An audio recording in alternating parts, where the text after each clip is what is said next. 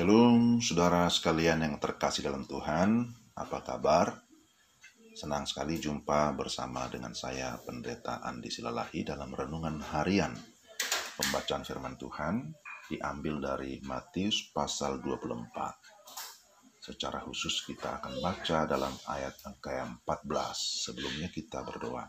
Tuhan, terima kasih untuk kesempatan bagi kami mendengarkan firman-Mu. Kami berdoa kiranya Allah Roh Kudus menerangi hati kami, sehingga kami dapat memahami firman-Mu dengan baik. Dalam Kristus Yesus kami berdoa. Amin. Matius pasal 24 ayat 14. Dan Injil kerajaan ini akan diberitakan di seluruh dunia, menjadi kesaksian bagi semua bangsa, sesudah itu barulah tiba kesudahannya. Berdasarkan Matius 24 ayat 14, saya berikan judul renungan sikap menghadapi akhir zaman. Saudara yang terkasih dalam Tuhan, berita atau pengajaran tentang akhir zaman banyak beredar, baik melalui berbagai media sosial maupun dalam pengajaran langsung dari pendeta ataupun para pengajar. Berbagai doktrin dan penafsiran yang muncul kadang membuat jemaat atau pendengar menjadi bingung, pusing, ada yang galau, bahkan ada yang trauma, takut, dan lain-lain. Walaupun tentu di lain pihak banyak pula yang bisa mencerna dengan baik dan mereka menerimanya dengan hati-hati. Ada yang berkata, kiamat sudah dekat, Kristus akan datang segera, tanda-tandanya sudah jelas. Tanda-tanda seperti apa? Saudara, ada beberapa tanda yang sebenarnya bisa kita lihat. Pertama, tanda-tanda yang mengindikasikan penghakiman Allah, seperti adanya peperangan, gempa bumi, tsunami, kebanjiran, kekeringan, kelaparan di berbagai tempat. Dan juga yang kedua, ada tanda-tanda yang mengindikasikan perlawanan terhadap Allah, seperti masa sengsara, penyesatan dari pengajar palsu, Mesias palsu, ataupun nabi palsu, kemurtatan, dan antikris ada di mana-mana. Termasuk masa COVID-19 sekarang ini. Ada yang menghubungkannya dengan antikris dan perlawanan kuasa kegelapan. Jadi karena itu bersiaplah, kedatangan Kristus tidak lama lagi. Apakah benar demikian? Apakah Kristus akan datang kembali? Memang Alkitab menyatakan, ya, pasti dia akan datang kembali, menyatakan kuasanya sebagai raja dan hakim yang berkuasa atas segala sesuatu. Akan tetapi, saudara-saudara, tidak seorang pun yang tahu persis kapan kedatangannya. Oleh karena itu, Matius 24 ayat 14, sebagaimana sudah kita baca, menjadi salah satu ayat yang sangat penting kita perhatikan.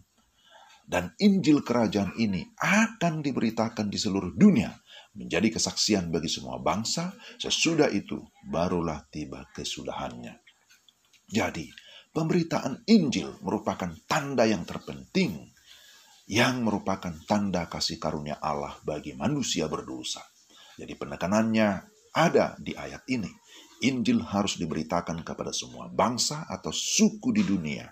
Sesudah itu barulah tiba kesudahannya.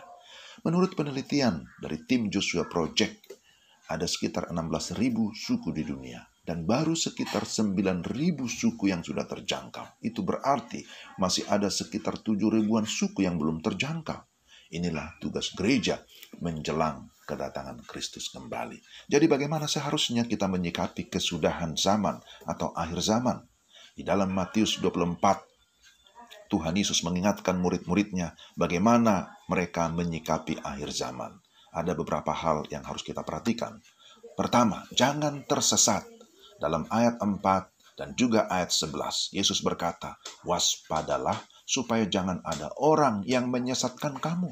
Karena akan banyak muncul nabi palsu yang berusaha menyesatkan banyak orang. Yang kedua, jangan gelisah. Ayat yang ke-6, Yesus juga berkata, kalau ada deru perang atau kabar-kabar tentang perang atau perlawanan, janganlah kamu gelisah, karena semuanya itu akan terjadi. Tetapi itu baru permulaan. Ketiga, jangan kalah. Dalam ayat 13, hal ini berkaitan dengan kesetiaan mengikut Tuhan, apapun konsekuensi yang kita alami, bahwa kita akan dibenci atau dianiaya karena iman kepada Kristus.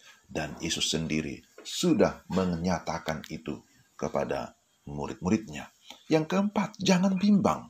Dalam ayat 34 sampai dengan ayat 35, Yesus juga mengingatkan murid-muridnya bahwa para pemimpin akan berganti-ganti atau berubah. Tapi ada sesuatu yang tidak pernah berubah, yaitu apa? Firman Tuhan tidak pernah berubah kuasanya.